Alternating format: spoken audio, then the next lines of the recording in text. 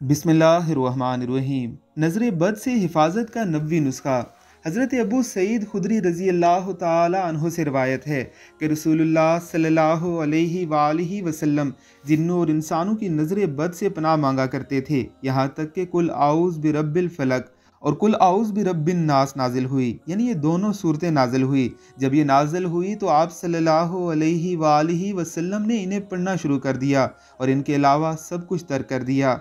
यानी ये दो दुआएं ही नज़र बद के हवाले से काफ़ी हो गई, इसके अलावा तमाम दुआएं तर्क कर दी गई। अल्लाह रब्बुल इज़्ज़त की ज़ात हर इंसान को नज़र बद से अपने हिफ्ज़ व अमान में रखे।